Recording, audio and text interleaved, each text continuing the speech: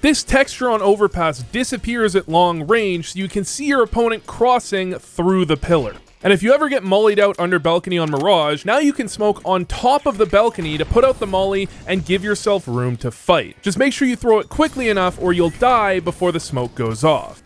This is 30 CS2 tips you can't live without, but first, sponsor of this video, Blitz. Blitz is an analytics app that provides personalized insights to improve your skills using in-game overlays and powerful analytics. With CS2, Blitz has overlays as well as post-match insights much more advanced than you would normally see, even where your bullets are landing on your opponents, and you have your own personal profile to compare things to as well. You can easily see your match history and compare yourself to your earlier self when hopefully you were worse, but potentially much better. Blitz also supports Valorant, League of Legends, TFT, Apex Legends, and soon, Fortnite. Check out Blitz at the link in the description to see what it can do for you. CS2 has barely been out for 2 weeks and we already have a silent drop from apartments. Just follow the keys on screen. The trick is to get the right distance on your initial jump onto the railing. It seems like Valve wanted to remove a lot of the odd wall bangs in CS, but this one seems intentional because this wall bang is blocked by a truck that ends kind of early, which means if you grab yourself an op and aim above this pallet, you're going to be spamming directly into the back of the A bomb site here on Inferno, and if you crouch, you'll be able to easily kill someone planting backside. Or if you get a bit more creative, standing up, you can kill someone as they swing into the bomb site. It might just be me, but these barrels on Banana feel like you have to jump twice to get on top of, where your opponent's going to see you and they can pretty easily kill you. However, you can actually just jump on one of them and slide up the second one to get yourself a free kill. Just don't whiff because they can still kill you.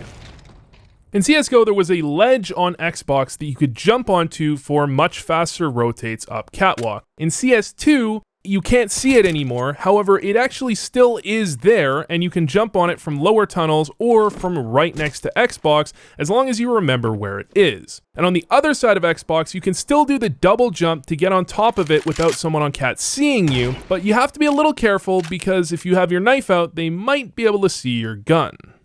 This is an interesting angle at mid on Inferno. The problem is if you play there with a silencer, they're going to easily see the tip of your gun and kill you. If you remove the silencer, you're going to notice that the spot actually is still terrible. But an angle I thought might be different in CS2 is this one here. It feels like you're in the open, but in order to be spotted, your opponent has to be pretty exposed. Another angle that works in CS2 as well is Goose on Dust 2, and you can still do this jump throw flash if your opponents are pushing on you. From their perspective, it kind of comes up into the tree, and if they're not looking at a wall but instead clearing on the way to the site, it's going to be pretty hard to dodge. This Molotov is actually even better in CS2. It's still easy to miss, but when you do land it and make it through the gap, it will get empty pillar as well as the rest of the B bomb site, which wouldn't happen in CSGO, and it didn't happen in this clip either. I actually missed it. But something I didn't mess up is the self boost on Inferno. The new lineup I found is right here, where you aim at the right side of that second pillar and jump to land on the first one. And once you get up there, your opponents are going to say he's boosted porch, but little do they know I needed no help to get to this angle on my own. Something you could use some teammate support for is this smoke here. You aim to the top right of that dot on the wall and jump throw to smoke off T stairs. And not only does it smoke T stairs, but it also smokes off anyone trying to support Banana and might even get them to molly themselves off. The way you can get support for this is have a teammate throw this molly here that in CS2 actually mollies off bottom left and bottom right cubby on Banana. And if you combine that with a smoke to get aggressive, you're going to notice your teammates are able to die really effectively at car and lose you the round. But if you do it well, your teammate on Banana can spam on this wall here where players will often stand trying to be safe but get killed. Now, an angle that actually works a lot worse in CS2 is this angle here. This was really common in CSGO because you could watch ramp and occasionally turn around to kill anyone in the corner at Palace, and then silent drop off of the bricks. But in CS2, you unfortunately can no longer silent drop off of the bricks, which makes it kind of suck. Similarly, I think everyone that's played CSGO has probably died to this angle while entering B site, but in CS2, they got rid of the ledge you needed to solo boost on top of this, so it's not really possible. Check this out and hear the reactions. Yo, what the fuck was that?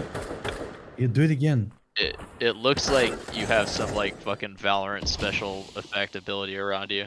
You can force this interaction if you run out of a smoke as it's about to bloom, but for some reason, it only works on CT side. Honestly, it's not that useful, but it's really fun. Less fun but more useful is masking jump sounds is insanely effective in CS2. That's a normal jump. That's a Glock shot. Sometimes it feels like you can't even hear the jump at all. With an AK, it's actually crazy. And it's not really fixed by being closer necessarily. Not perfect, but definitely way more effective than in CSGO. This is a really common angle. And this is a really effective way to kill that player if you don't whiff. You jump across their angle, and because of left eye peeking, you can strafe back and kill them. In CS2, there's another way you can do this as well, using these little mailboxes. From their perspective, it looks a little something like that, but I still prefer the other peek personally. Now, if you move slightly to the left from this spot, the best way to molly bottom mid seems to be to aim at the top of that building there and run throw pretty deep so that you get into pit and the ledge in front of pit and the majority of bottom mid. But unfortunately, you won't get the corner here, which is actually a problem in CS2. In CSGO, you could see someone even if they were ducking into that corner, but in CS2, you can't see them at all until you're all the way near the bottom of mid, which means people can definitely hide there and catch you off guard.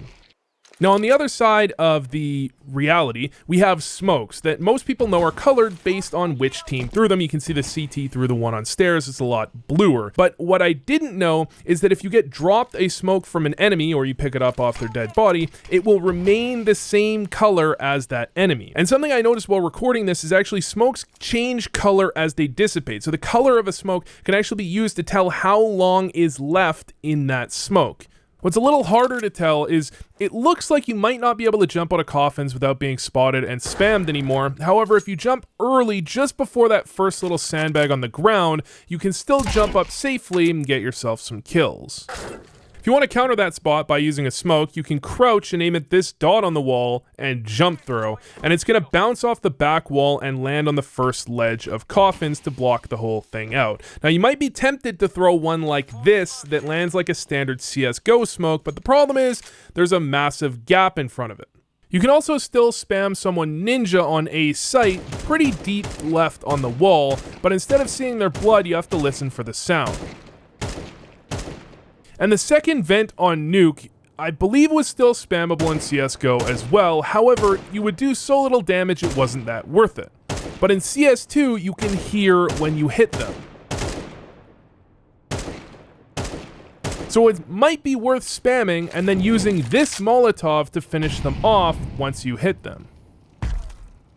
On Mirage, the window smoke is still pretty easy. You used to aim here, but instead just aim up from there to the ceiling and hold D and jump throw, and it's a pretty easy lineup. You can combine this with a smoke connector from in front of the garbage can. You aim down from the middle of that doorway if you want to miss the smoke to the right. You aim slightly, just a smidge to the left and jump throw if you want to actually land it in connector so your opponents won't be able to see anything. Now, if you get some support from a teammate, you can combine to throw both of these yourself and have your team go for a fast cat play where they maybe even throw this flash to make their way in.